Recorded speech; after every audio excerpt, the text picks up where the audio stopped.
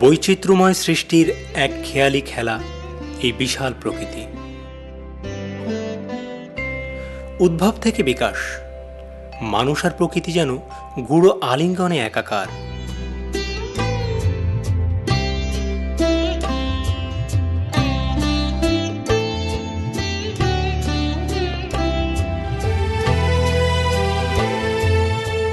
প্রকৃতি তার অপার সম্পদ রাশি আগলে রেখেছে মানুষের কল্যাণে। মানুষও তার সংস্কৃতি নির্মাণে প্রকৃতি থেকে গ্রহণ করেছে উপাদান, গড়ে তুলেছে সভ্যতা। মানব সৃষ্ট সভ্যতার প্রধানতম উপাদান মাটি, আর এই মাটিকেই অবলম্বন করে প্রাচীন বাংলায় কোনো এককালে গড়ে উঠেছিল মৃৎশিল্প। সেই ধারাবাহিকতায় আজ তারা মৃত্তিকা কারিগর, যাদের স্পর্শে মাটি হয়ে ওঠে জীবন্ত। সেই একদল মানুষ যারা পরিচিত পাল সম্প্রদায় হিসাবে।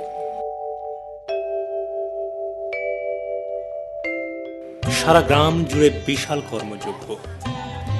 এই কর্মযজ্ঞে সামিল নারী, পুরুষ, শিশু, বৃদ্ধ সবাই। দক্ষতা আর বয়স ভেদে প্রত্যেকেরই কাজ নির্ধারিত, তবে গৃহস্থ মেয়েদের মাটির কাজে সরব উপস্থিতি বিশেষভাবে চোখে পড়বার মতো। প্রত্যেকেই যেন প্রাচীন বাংলার গৌরবময় ঐতিহ্যকে সযত্নে লালন করে চলেছে। কিন্তু তাদের তৈরি সামগ্রীর মধ্যে আজও প্রধানতম অংশই হল শুধুমাত্র গৃহস্থ কাজে ব্যবহার্য বিভিন্ন মাটির উপকরণ। শহরে তো নয়ই, বরং পল্লীগ্রামেও আজকাল এইসব সামগ্রীকে কেউ আর তেমন কদর করতে চায় না। তাই চাকা যেন আজ অশীতিপর বৃদ্ধ। দুর্দান্ত উচ্ছ্বাসের যৌবনাশক্তি হারিয়ে আজ সে স্তিমিত, হতশক্তি, মৃতপ্রায়। কিন্তু তাই বলে ব্যবচ্ছেদ ঘটে না সুদূর অতীত থেকে বহমান পূর্ব পিতাদের এই পেশার সাথে। কৌশল পাল্টায়, পাল্টায় পদ্ধতি। পুরাতনকে ছাপিয়ে আসে নতুন, লাগে আধুনিকতার ছোঁয়া। যন্ত্র দখল করে জৈবকে।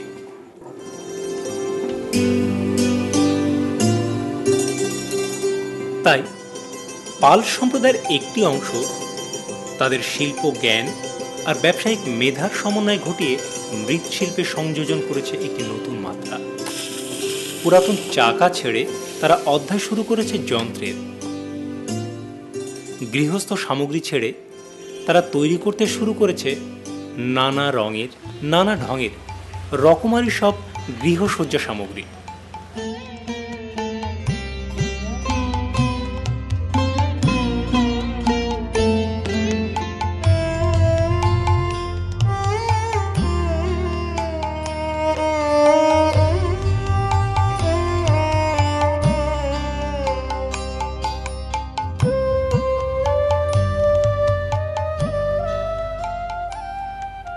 দাম, ক্রেতা সব মিলে একেবারে মন্দ নয়।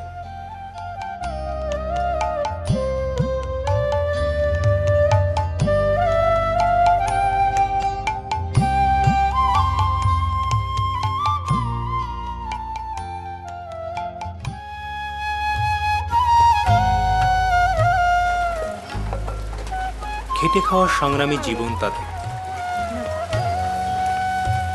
দুবেলা দুমুঠো ভাত আর একটু মাথা গোজার ঠাঁই, তাতেই তাদের তৃপ্তি। আর দীর্ঘশ্বাস ফেলা হাসিময় মুখে জীবনের নানা টানাপোড়েনের মাঝেও তাদের প্রাণপণ চেষ্টা বাংলার এই ঐতিহ্যময় মৃৎশিল্পকে বাঁচিয়ে রাখার, নিয়ে যাওয়া উজ্জ্বল ভবিষ্যতের দিকে।